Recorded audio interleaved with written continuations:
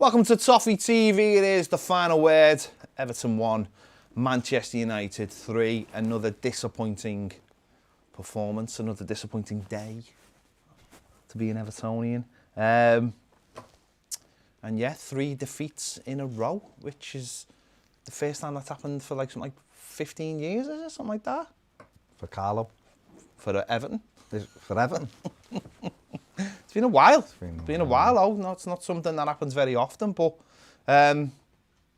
just an all-round bad day, wasn't it, really? And a day that, I don't know, where you sort of take a deep breath and think, yeah, there's a lot to do to this team. Yeah, it's funny, isn't it, footy, because the other week, I remember people telling us they can't see us lose until Christmas. Oh, yeah, yeah. And now I can't see us winning until Christmas. That's how it feels at the moment. What's really annoying is Everton possibly could have ended up with a point in this game. It wouldn't have been too bad. But we were the architects of our own downfall, really, and they done everything we said. United was their strength. They showed at the weekend because Everton quite simply just didn't defend well enough. It was really poor defensively, and it's been an issue for weeks now, hasn't it? You know, it's only Spurs the only clean sheet we've had, and that was day one. It's been a problem, and when you're given opportunities to good footballers, they punish you. Yeah, we've just sat here and looked at the videos and looked at the still frames of when the crosses come in, and it's embarrassing. So the defending's embarrassing, and I think, you know, we'll talk about this in a little bit more detail in a minute, but it's something that it almost feels like at times that it's like what's that game like whack-a-mole with Everton? It's like you solve one problem and then another problem pops up, and then it's all about the balance of the team. And so so you think you fix something, and then it means that something else is not firing. And I suppose when we were scoring goals, we ain't too worried. But now we're not scoring goals. Obviously, we're losing games because of it, and Carlo Ancelotti's going to have to find a solution to this really quickly, because you can't, you know, you just said there, you know, on another day, if you're tight and you're determined not to concede goals, you get a draw out of the game or whatever. I mean, and you could say that for the last 3 games. Yeah. If Everton could defend in a basic fashion, I don't think we lose any of the last 3 games. I really don't. Like, I just think if you go and just say, right, we've got a determination today not to concede, and you set up in the right way, I don't think anyone's done anything in the last 3 games where you look at it and go, well, they cut us open or anything. It's all so soft, and it could all be easily stopped if people did their jobs better and were switched on, or even the makeup of the team was a little bit different. But we'll come on to that. Obviously, the team-wise, I suppose the big shock or change was the fact that he did bring Mason Holgate back, which it didn't massively surprise me, because we'd seen him in training, and we'd obviously seen Tosin in training last week, and we are at a stage where we tend to just bring players back, which I still find a little bit odd, because I still find that players need that little bit of sharpness. I mean, I don't personally don't see any reason why maybe Mason Holgate could have sat on the bench and then played in the under-23 game on Sunday. But that's not how football seems to work anymore, which I still find dead weird, because footballers ultimately do need a good run out. And I know they play in training games, and I know a lot of these games look like training games or feel like training games. So certainly from my point of view, they do anyway. But he went with them, and you know, it was a big call. I don't think it quite worked, but it was a big call. Yeah, I would have thought he'd have played Godfrey there. 20 million for a centre-back who's been fit for most of the season. He's only missed 1 game. You know, was injured the other week. Played at Southampton, missed Newcastle last week with a slight injury, but was back in training. I'd have gone with him if he's looking at pace. You know, took Mina out, who made some individual errors of late. And obviously was worried about the pace, maybe, of Manchester United.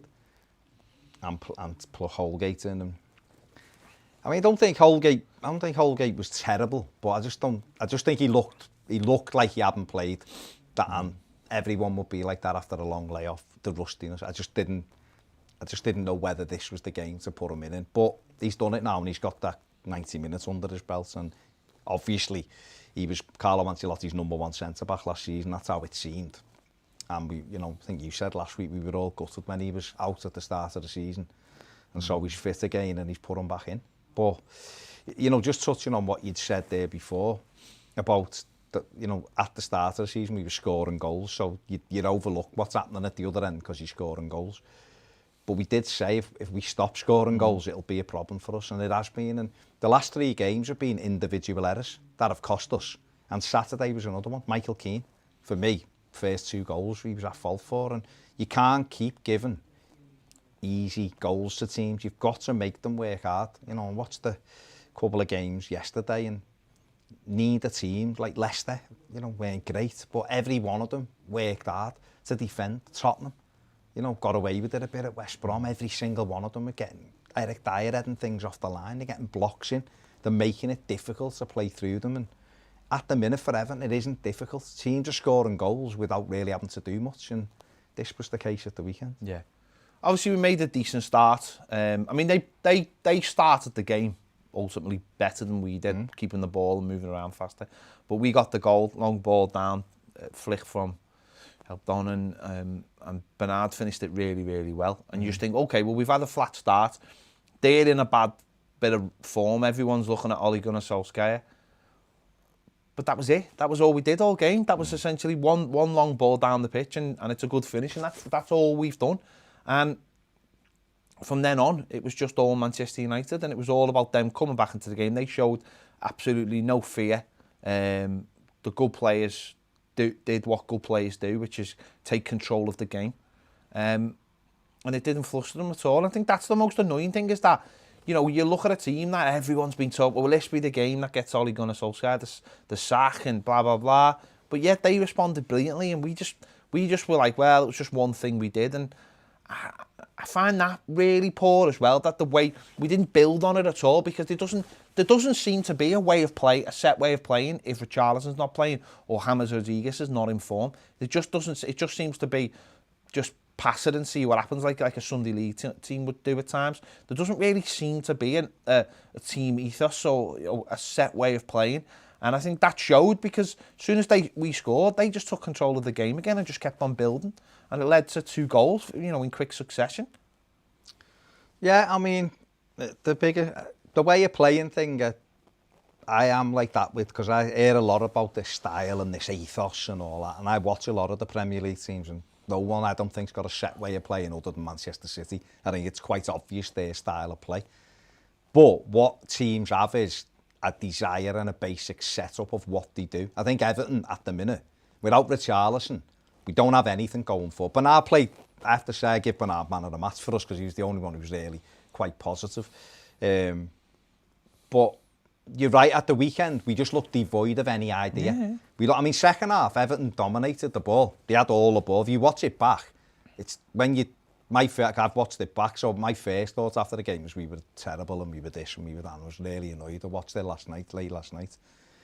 And Everton had control of the game in the second half, but United always carried the threat, where we didn't. If you look at like our heat map, everything was good till the final third. We had a lot of the ball, we moved it round, loads of passes, but we didn't do anything with it. And that's the problem he's got to solve. You just talked about it there with maybe a style of play or whatever, but I think that what the issue is, there's no balance in the team. When Richarlison isn't in it, there's a big hole where Andre Gomez started the season. Now, I'm not saying Andre Gomez solves it. I'm just saying the first 7 games, or the first 4 Premier League games, there was a clear way we played. We had Richarlison high, we had James, and we had Dom. But in that midfield, it worked all well. We had Alan, Decore, and Andre Gomez playing really well in it. Now there's just hole and a hole. Do you think right? Just because we're gonna touch on the defence now, but do you think one of the problems which has happened, I mean, it started in the derby really, because I think Liverpool just a good team and a good tactical team. But do you think one of the problems is because there's no Richarlison and he always protects Dean, is that now the midfield in those games maybe the midfield always knew to drift to our right hand side to protect Coleman, right? Because they know they didn't have to protect Dean because you know because Richarlison was there. Richarlison does it, Do you think now because that midfield now is getting pulled apart because it has to go left and right now, and it actually, because we have got that extra player who has been like Sigurdsson or whoever, and they're not contributing, it means the Corey and Allen are getting pulled in all different directions. Whereas I think when Richarlison plays, I don't think that happens. I think they just go, we know just to go to the right. We know just to protect the full-back, the right-back. Whereas now I think they're just getting pulled all over the pitch and they can't cope. And because that extra player as well is doing nothing. I mean, let's be honest, Sigurdsson is a waste of time. Yeah. He's an absolute waste of time.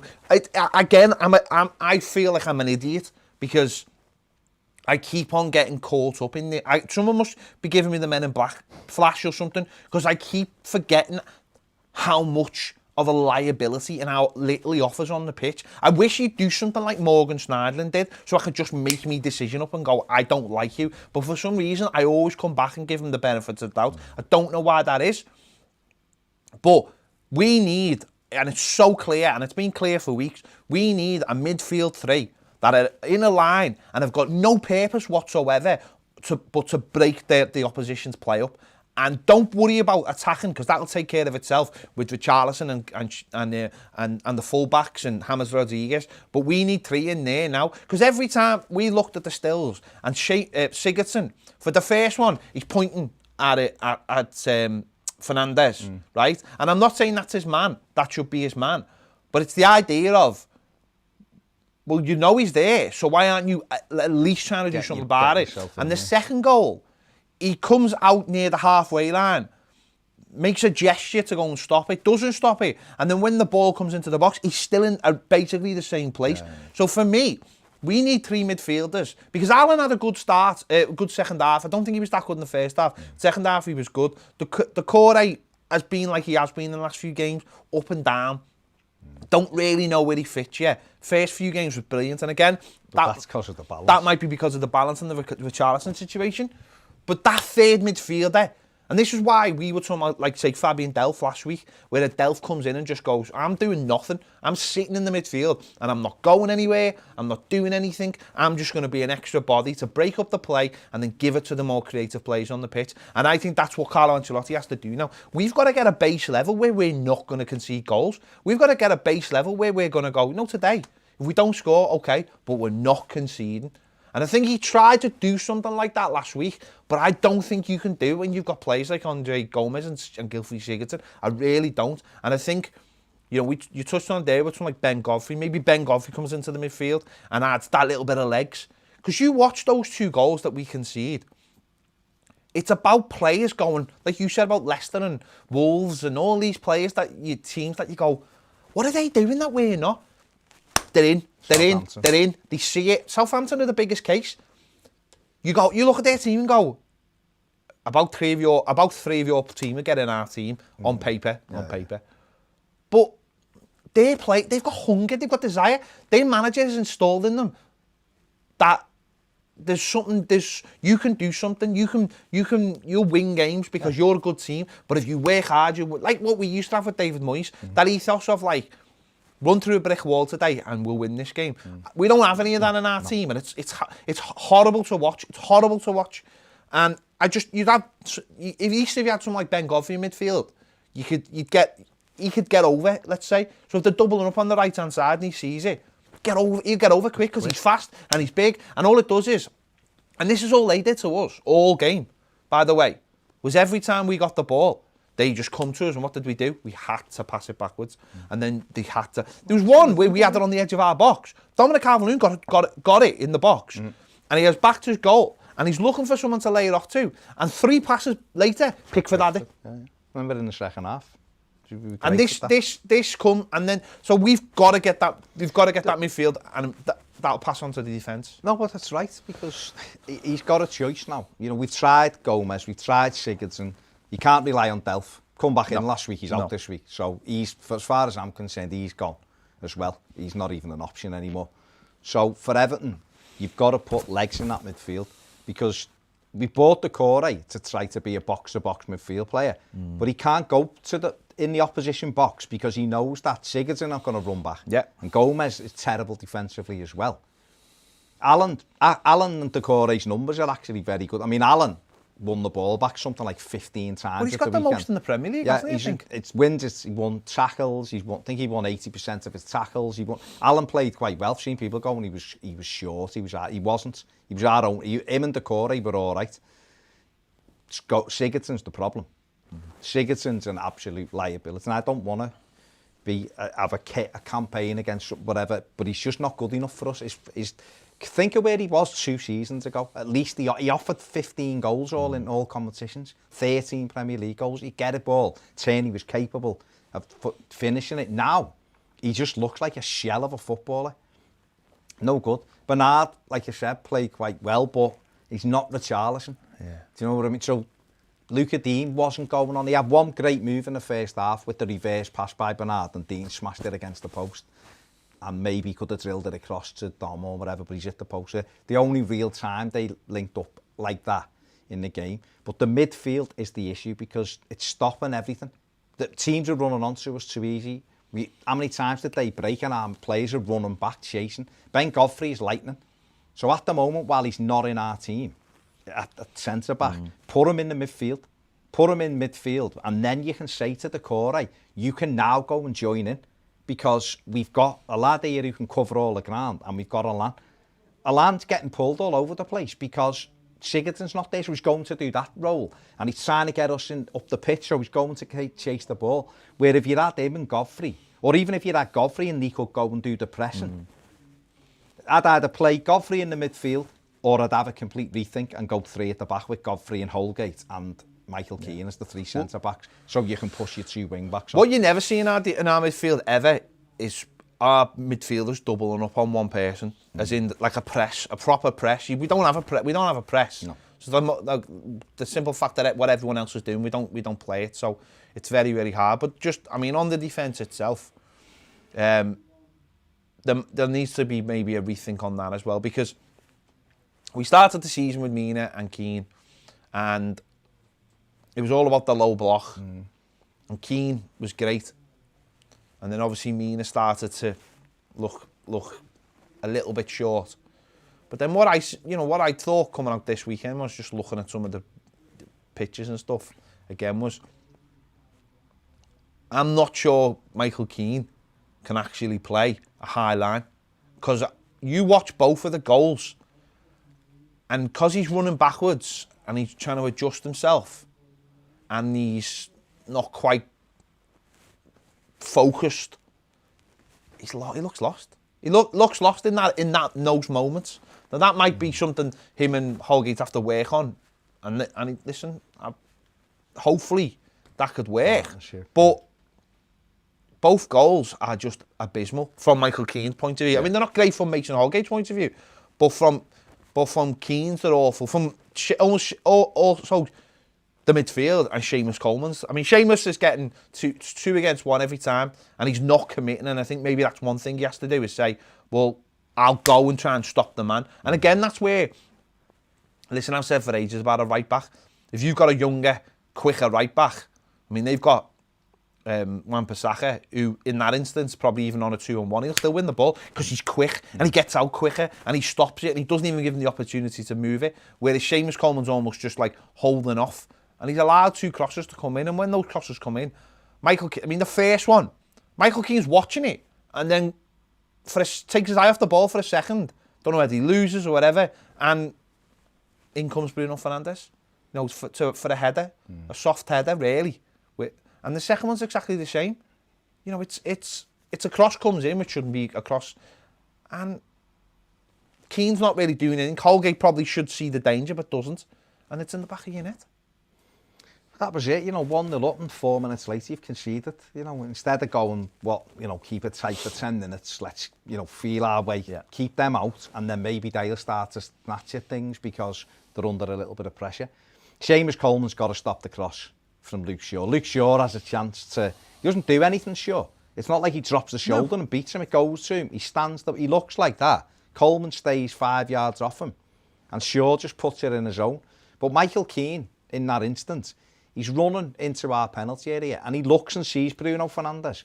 There's not another player in his area. No. So he should just go tight to Fernandes and go, well, I'll mark you. because it's about marking people. I'll go mark you. That comes in. You're not beating me in the air, mate. There's not a chance you're beating me in the air. He doesn't. He runs into the space. Like you said, he looks at he looks at Fernandes. You see him glance at him as if to say, "Oh well, he's in my eye view." Then he like gets caught under the ball like that, and then the next minute, it's a great header by Fernandes. Oh yeah. If that was Cahill, we'd have been, Cahill used to do that for us. Really bad defending, because if there was 2 or 3 of them, you couldn't play. You'd go, well, who's he supposed to take? But it was 1v1. Holgate had Martial, and Fernandes was there, and he's the centre back, and he ran into a zone where there was nobody. I think the second goal. And then the second goal. There's 7 Everton players in the box, by the way, for the second goal. 7. There's 3 Man United players, and only 1 essentially. Yeah. And yet, Marcus Rashford somehow has been able to get into that little pocket. And I know he doesn't get a touch on it, but clearly... But he does enough. But clearly he does enough to put Jordan Pickford off. But again, all he's done is, he hasn't done anything spectacular. Hasn't made any kind of move. All he's done is run. He laid the ball, he gets the ball. You talked about it before with Sigurdsson. We do a half press. So we run out as if, like, look at me going to do... Iwobi did this last week at Newcastle. Run out to within 3 yards of the player and stop. Like, oh yeah, I've done my bit now. Instead, when the top teams, they're out in your face, so you've got nowhere to go. Sigurdsson runs out and stops. Bernard does a little bit of one, then they're able to play it into into Rashford. And he lays it off and then runs. And Michael Keane, Alan passes him on like he should do, because he's he's a centre forward, your defender. And Keane, again, runs away from him, like into mark space. And then he's off the player then. Rashford just goes central, across comes in. You're right, Holgate then should go, hang on, he's gone too far and try to go and close it. It's a cross coming, he's gone for the header. Pickford's thinking he's touched it, it's hit the post, and you're 2-1 down, and you're like, we've given them 2 goals there. And it's so frustrating, because for the rest of the first half, they just totally controlled it. They were popping it off, McTominay was dropping off, hitting long diagonal balls. We were all over the place, and I was happy to get in 2-1 down, because I thought, well, at least we'll shake it up. And we did come out second half. We did dominate it. We dominated the possession, and we had moments where it looked like. But then so did they have moments on the counter, because that's what they're very good at. But it's just not enough. If we'd have had, say Richarlison would have been playing, and we had a more mobile midfielder, we'd have been able to really test them and see what they're made of. Because when other teams have done it, United have crumbled. And yet we weren't. They were able to just keep us at arm's length and allow us to just keep passing the ball along. They had men back, and we invariably ended up going back to the goalkeeper. I think there's got to be a big rethink now, like you were saying before, about the makeup of the team. How athletic do you want this team to be? Because certainly on Saturday, Seamus Coleman, James Rodriguez, both didn't look fit. No, I think they were a gamble. I think the manager gambled. But this is the problem, though. You're gambling on players, and how are those players ever sort of going to settle down? Was the early form we've seen their best we're going to see of them, just because from a physical standpoint? And this is where you might need to look about getting other players in the team. So Ben Godfrey, straight away, you look at it and go, well, if you get him in midfield or you get him into the back line, then he helps that. He helps because he's faster, he's more athletic, he can get around the pitch. And the same with, whether that's him in midfield or, that to me is one of those things. We can carry might be the right word, but we can get through games with some players. So you want Seamus playing at right back. He didn't look fit, but at least he got through the game, and it's a good, he'll go away now on international duty, and he'll come back, and hopefully he'll be a little bit fitter for the next game. Maybe the same with James Rodriguez, but you don't want to be going through the game carrying these players. You want to have that little bit extra somewhere else, and I think that's the problem with midfield. When you've got Gylfi Sigurdsson in there, you feel like you're another player down. So not only have you not got Seamus Coleman and James Rodriguez, your right-hand side, at their best, you've got a player in midfield then who's not at his best, and then that puts all the pressure on other players then. Arguably your best player. Yeah, and then you've got you've got lad at the back in Mason Holgate that you want in the team. So you might have to go through a little bit of short-term stress. You took a gamble with him, haven't you? But he's got through the game, and now in 2 weeks when we go to Fulham, he's up and he's ready for it. He's fit. He's played the 90 minutes, and I just It's about the balance of the team. He gambled at the weekend. Coleman wasn't fully fit. Hammers asked to come off because he wasn't fully fit. Holgate's in there, gambled. He hasn't played first game since September. Hasn't played the league game this season, so he took a gamble with him. But for me, it's the balance of that side, and whether we go to 3 at the back or whether we put Godfrey in midfield. I mean, if you look at the actual stats from the game, Everton 55% possession, 7 attempts at goal, Man United 13, 1 shot on target, 5 for United, 5 corners for Everton, 2 on target, 2 for United, 12 Everton fouls, 19 committed by Manchester United. 7 shots and 1 on target is a problem immediately. The only one's the goal, so the keeper's not had to save to me. Yeah. And the other thing was Sigurdsson took 5 corners, didn't find a person. Why is he taking set pieces when you've got James Rodriguez on the pitch? Honestly, why is he taking set pieces? I'd have Luca Dean. Why has he got so much influence on this team when he doesn't do anything? Didn't Parker said before, he didn't make a single pass to Dominic Calvert-Lewin, and he's supposed to be in that midfield, your creativity. Yeah. That's your centre forward, not a single pass. Alam put 3 to Dom, not a single pass to Calvert-Lewin. Didn't complete a single dribble. His numbers actually from the weekend are atrocious. It's embarrassing, honestly. And his pass map is all sideways. It's absolutely terrible. And I don't know but he might be a great trainer, he might be a great lad. I'm not saying he goes out to not play well, but he's not, at this moment in time, and it might be a form thing, I don't know, he's absolutely not influencing anything about Everton. And we're playing with a man down. And when you're playing with a man down, and then you're playing with 1, 2, 3 that aren't fit, how can you beat a team that have got the capability of what Manchester United are? All right, they haven't started the season well, we've still got good players. Still got, they brought Paul Pogba on. You know what I mean? Yeah. They've got, Juan Mata still a cracking footballer, McTominay's a battler in there, they've got Rashford, well, I suppose, Cavani. I mean, I suppose that's a big difference, isn't it? The big difference is the players you can bring off the bench as well. The players we've got to bring off the bench, okay, Iwobi's come on and he was all right, and it allowed James Rodriguez to go central, where he was all right, but then he has to come off. He wasn't fit. No, he wasn't fit. I'm just saying he was starting to get into the game now, and we started to get a little bit of joy from that. But unfortunately, you look at the other one, Shane Tosun come on and done nothing again. 4 touches yet. Now I know why. I understand there's a lot of criticism of people wanting other players, which we'll talk about just in a minute. Shane Tosun's our only other striker, and then you've got the added pressure of Moise Kean continuing to score goals for Paris Saint-Germain, which is neither here or there. It doesn't really matter. He was sent. They knew what they were doing when they were injured. Well, they knew what they were doing when they were sending him on loan. But then, again, there's this question of Anthony Gordon, isn't there? And where. I mean, that was good, wasn't it? Just destroyed the remote, yeah. Just juggling boxes. There's obviously the question of where is Anthony Gordon? So he plays in the 23s Sunday. They beat Chelsea 2-0. He got an assist. Was it for Onyango's goal? Was it for Onyango's goal? Yeah, Onyango's goal. At the bar after a minute. At the bar after a minute. Now, obviously, listen. I made this point very clear yesterday. I was on Twitter about it. It's like, the under-23s is miles away from the Premier League. He's obviously far too good for the under-23s. That's why he's in the first team squad. He's been training with the first team. Now, when you see people like Tosun come on, it does make people scratch their heads. Not only just scratch their head, lose faith, I think, a little bit. These are the things that make where fans lose faith in the people at in the process. Definitely. Now, for me, he's not a centre-forward. So the manager will put Shane Tosun on the bench because he's his only centre-forward. And if anything happened to Dom, you'd need a centre-forward on the pitch. Especially when Richarlison's exactly. So that's why Tosun would be on the bench. So you'd say, well, it'd be one of the other players. So it'd be, well, who would it be? Who would that player be that he would replace? And what would he bring? So can you put your finger... I know we've done this loads of times, but can you put your finger on why the manager is just not willing to give him a chance on the bench? No. It's the reality. It's the honest answer. No, I can't.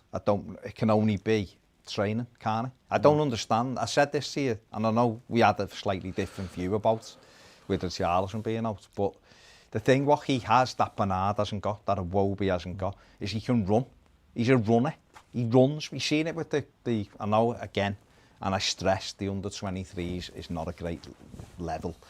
But the goal for Onyango, he picked the ball up on the edge of Everton's box and just ran the length of the pitch and then played a lovely little round the corner, which Onyango finished. It's that direct running. You've seen it with the shot that at the bar in the opening minute. He picks the ball up, runs, little body swerve, cuts inside, whips it, and it's the top of the bar. Now, who else does that in our team? Nobody drives forward. Bernard does it intermittently. So, for me, he would be definitely on the bench at the minute because he gives us something that other players don't give us. Is he good enough to be starting when everyone's fit? No, he's not. He's never really done enough. But he's developing. But I would have him at the moment because nobody else is pulling trees up. Other people are having a go and not doing it. Is Sigurdsson worth more of a place in our squad than him at the moment? Well, I would say no, because he's done nothing and he's playing. He's had more chances than he deserves at the minute. I think one part of it, I've been quite reluctant recently to bang the drum of them because for me, part of it is I think it actually works the other way. I think it can go against you. If you come in and you don't do it, then suddenly fans find someone to have a go at. And to me, it's always about you've got to pick the right moment to give someone a go. But you're right, none of the players have come in. I know Bernard scored the goal, and it was an opportunity maybe for. See, I think if he'd been really banging on the door beforehand, then he could have started the 3 games and could have really shown it in the 3 games, picked up as the 3 games gone. That would have been a real opportunity for him. I think the other side of it is you have to, as a club, you have to decide what you want to be or what you want to do. Do you want to? Do you seriously feel like what you're doing is going to lead to getting into Europe or winning trophies or whatever, or are you thinking more long term? So actually, we can bed him in and give him 30. I think of someone who's not necessarily in the same boat, but think of someone like Che Adams at Southampton. Someone who benefits from, even Dominic Calvert-Lewin, someone who benefited from playing just loads of games where it wasn't actually that good. But now the benefits are there to see. So, but can Ancelotti said it himself, he's not here to develop kids, he's here to win games of football. We've got a squad though, which is like full of these players that aren't ever going to do anything. So it's right in the middle, isn't it? It's right in the middle whether you think, well, like you just said, Sigurdsson might play half a dozen games and do nothing for them. He might play half a dozen games and do nothing in them.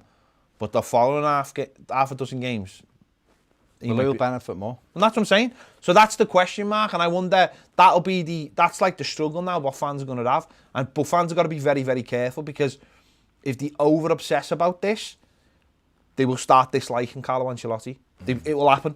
They will start this. If they take that route of convincing themselves that he's actually the be-all and end-all, they're going to fall out with Carlo Ancelotti. I guarantee it. And that's always been my problem with it. Is like, I want to see the big picture, because if you get yourself in a position where you're just looking at one thing and why it's going wrong, and there's a few things. You look at the Sigurdsson situation, you can do the same. If you start really having to think about that, you'll fall out with Carlo Ancelotti, because you'll completely you'll be like, no, what you're doing is wrong. I feel like you're doing is wrong. Therefore, everything you're doing is wrong. And with this, we've done this before with managers, and we've all done it. I've done it. It's one of the things. It's always the thing. It's always the thing that starts.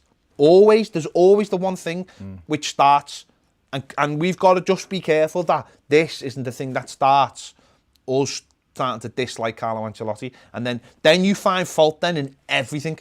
I know I've done it. I've done it with a few managers. I know I have, and I hold my answer to that. But you find one thing, and that's the thin end of the wedge, and suddenly you just start chipping away. Then, so I think we've just. I'm not saying you shouldn't be in the team. That's been my feelings, that it allows the doubts to creep in, and then soon enough, you want the fella out the door because he's not doing what you think he should be doing, without actually knowing what's going on as well. It's a weird one because he played them in most of the games after lockdown. Started them in the Merseyside derby, and Leicester at home, he had the assist, he went back, when he looked lively. So it's not like he hasn't wanted to give him a go. But I am struggling at the moment for the last 3 games why he's not being in, because the others have been poor. It's a simple fact. You can go on and go, well, is he ready? Is he doing it in training? Well, I don't know. Maybe he isn't. I'm not sure, but I think what you've got to do sometimes is the best managers play, and Carlo Ancelotti's a brilliant manager, so I'm not saying it, I just mean just in general, is that what a lot of teams can get by with injuries is they kind of play a similar player to what they've lost or one they can find close to. And I think what's happened to us is we haven't done that. We haven't been able to do that, or we haven't done it with Richarlison up the team. He's the closest to him. He's not at Richarlison's level, I've said it before. But he makes the same kind of runs as what Richarlison does. And you're right, though. I mean, if you start, it's very easy because we're in the where we are as football, as Evertonians now, is that we've had crap for so long, for absolutely so long. It was all right under Moyes because in general we were a decent side and we won games and we all had. Don't forget, we always had the excuse under Moyes that there was no money, so what we were getting was actually good as it could be. But we always felt like we had the chance. Since Martinez has come in and things have changed and the money's come in and we've just been disappointed constantly. People's patience is wearing really thin, and it doesn't take much to flip now to just, this isn't good enough either, let's change it again. I'm not saying people are like that with Ancelotti, but you're right, it starts everywhere as a starting point at everywhere. It became a thing with Martinez over Tim Howard. Once Tim Howard was in people's minds, that was it, he was done, Martinez, because he kept playing the same thing, and Koeman was Ashley Williams and 10 midfielders instead of a striker, and Silva was, we didn't know what formation he played, and people were on him and he's not doing that right, get him out. And it does start everywhere. It's difficult to say to people, be patient. I'm feeling less patient at the moment than I had done under Marco Silva. He was, and under Koeman and under Thingy, because it just becomes, obviously everything that's going on in the world. That's the be all and end all. It just becomes tiresome. Now that it's just the same nonsense. So as a team, what Ancelotti's got to find is the right balance. And hopefully this kid, all he can do is impress when he's given the opportunity to. It's annoying and frustrating, but... No, but as I say, no, I listen, I understand people's grievances, and I really do. I really understand them. But we've just got to be careful. We've just got to be careful with it, because the manager will know, and as I said, the under-23 thing is the thing for me. The level is nonsense. What also I'd say, though, no, this is not necessarily about Anthony Gordon, so I will move it on, because... but what I would say is, there's 2 ways Ancelotti could go at the moment with the team. It's like we just talked about Ben Godfrey in midfield and keeping that 4-3-3 going. But he could also go to 3 at the back. No, he could, yeah. Because if he went to 3 at the back again with Godfrey in there, you could put James into the middle of the pitch then, because Godfrey can either go and join the midfield and leave the 2 centre-backs, or he can drop in. But it means, what it will do for me at the minute, it will protect Seamus Coleman, because he wouldn't be expected to go up and down. He can play higher, which it suits Luca Dean anyway. But also, it helps Dominic Calvert-Lewin out, because it means that Richarlison can play closer to him. And then if you've got 2 of them, at the minute, because I just think at the moment, we're just too easy to score against. And so he's got a couple of options. It includes Ben Godfrey in both of them, by the way. But because I just think at the minute we look a little bit leggy, and that would negate crying out for Anthony Gordon to start. Anthony Gordon could then just become a sub who you look to and go, maybe we can get him on with 20 minutes to go in a different area. But it's frustrating, isn't it? Yeah, it is. It's massively frustrating. Listen, let us know your thoughts on the game. Let us know your thoughts on the Anthony Gordon situation and what you'd like to see. Would you like to see us go 3 at the back? Would you like to see us go 4-4-2? Or do you think it'll be all right once Richarlison comes back and gives us that balance? Do you think a period of stability Same team. And who's the third midfielder? Because at the moment, Gomez isn't doing it. You can't rely on Delph. Tom Davies isn't getting a look in. Sigurdsson isn't the answer. So who's the third midfielder if we keep what we've got? It's Tom Davies. Yeah, there you go. Let us know your thoughts in the comments. Make sure to give this video a like. Subscribe if you haven't already. If you want more videos, the extended version of this video, make sure you check it out on Patreon. The link will be somewhere around here. And we'll see you later.